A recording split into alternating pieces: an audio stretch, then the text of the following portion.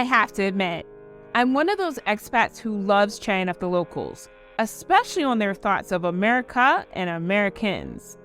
And it's always a riot because so many of them are dying to spill the beans on all the kooky stuff they think we do.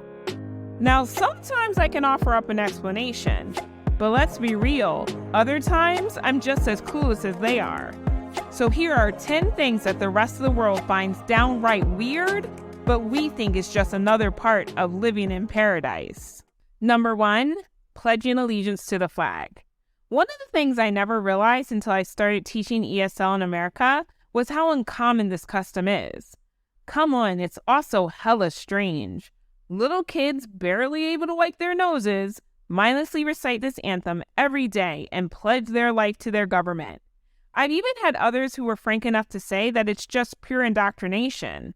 Now, I know there's an American-loving viewer out there screaming at the screen right now, but think of it this way. What would Americans say if this was being done in North Korea? Which is a thing, by the way. Kim Jong-un has a similar loyalty pledge which states, "We pledge our bodies and our minds to serving Korea forever." Let's be honest, is it that different? And to make things worse, unlike Americans, many outside the States know the history behind our anthem, that it was originally a way to gin up support for joining the military during World War I. So it makes you wonder, why is it being done at like baseball games? Number 2, how we write the date. Okay, this one was new to me. Despite being a few places in my time, I didn't realize that Americans write the date a bit differently than the rest of the world. For those who don't know, in other places, the date is not written month, date, and then year. Instead, it's date, month, and year. And to be honest, this took some getting used to, especially when the date is like single digits. March 1st, for example. Oh, and to be clear, this is exclusive to us. We're the only country to write our date this way. No other country writes it this way and only this way. And the reason is a mystery to most of the world and probably most of us. Number 3, asking people what they do for a living. Okay, I'm guilty of this, and it's a habit I'm fighting hard to break. For me, it's a reaction to being asked this question hundreds, if not thousands of times growing up in the DMV. See, there it's a staple of small talk, a way of networking and sizing up new people you meet. But after being around people who aren't American, you quickly start to realize how superficial and unimportant this question is. For those outside of America, questions about your family or your hobbies are much more important to getting to know a person. Knowing something cool they've done in the past or talking about a new experience takes priority. Its unimportance is also a reflection on the differences in culture. They're looking to make a real connection, form a friendship, get to know a neighbor. Asking what you do doesn't help with that at all. It only answers one thing. How do you make your money? Number 4, tipping. Speaking of money, tipping is something other cultures do find a bit strange. Now, Americans aren't the only ones to say keep the change, but in places like Japan, leaving a tip for a waiter is considered an insult. And I believe it. I've gone to tip on service in Thailand and the money has been refused. The other thing that is strange to some is who we tip. For them, it doesn't make sense that we tip bartenders, taxis, and delivery drivers who are getting paid to provide that service.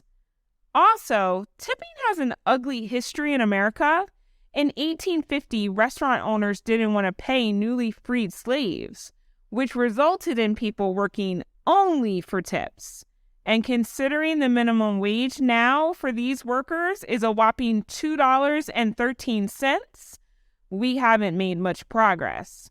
So when locals ask why we tip, I always say, if you're even slightly human in America, you tend to tip generously to make up for this nasty reality.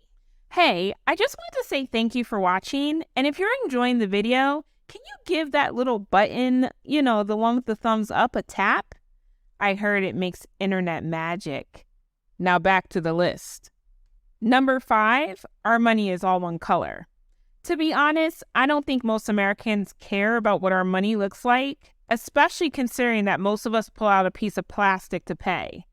But when you look at other countries' money, it does put ours to shame. The most obvious difference is the color. As many know, America has gone with every note being a subtle green, gray, slightly yellow combination. But take the euro, for example. It's bright and vibrant, and the different colors on each note make it unique. And they're not the only ones to add color to their currency. When you look at money from around the world, it has, let's say, pizzazz. But if you're visiting the States and paying for gum, you better watch those numbers and give $1, not a 20. The color distinctions aren't just prettier. For some with sight impairments or learning disabilities, the colors being different on each note makes the money just a bit easier to deal with. Also, given some of the designs, we Americans should be, well, a little jealous.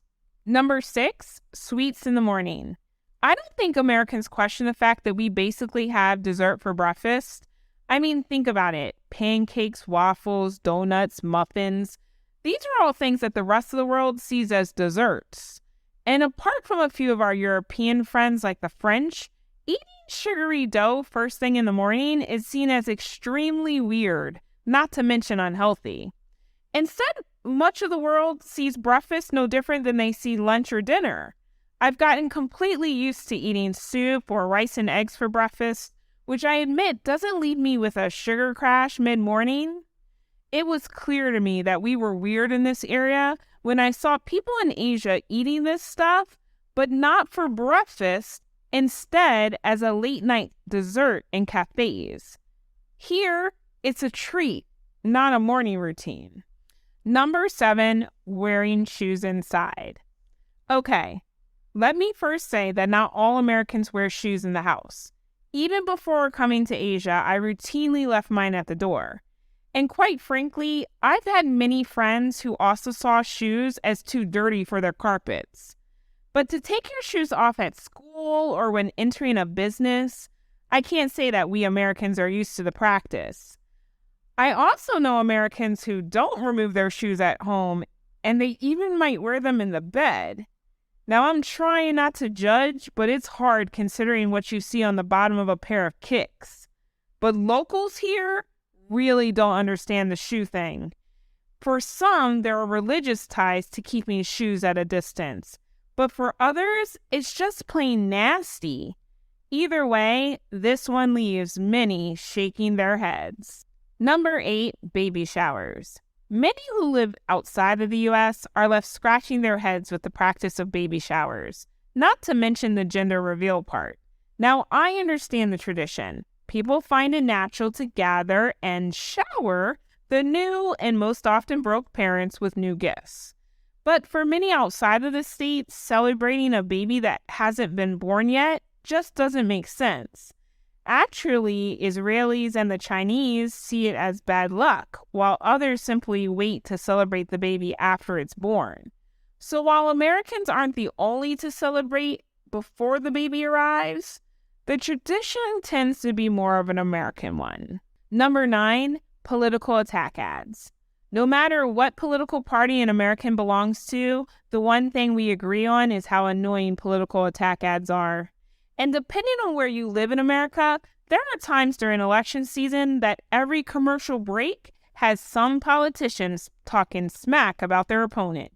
But what I don't think many of us realize is that these ads are seen as strange since they're banned in countries like Britain. And the Brits don't just ban the attack ads. They have said no to all political ads, instead favoring none in order to ensure fairer elections. So they see this constant barrage of ads by our politicians as strange, to say the least. Number 10, calling ourselves American from America. I know, I've done this many times and I always catch myself in the act. I know it's wrong, but calling myself a United Statesen doesn't quite roll off the tongue. Again, the idea that those of us from the United States are the only Americans isn't really factual.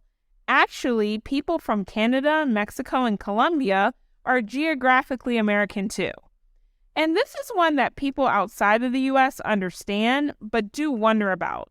Why is it that American often refers to those who live or come from the 50 states? Why don't we call ourselves something distinct?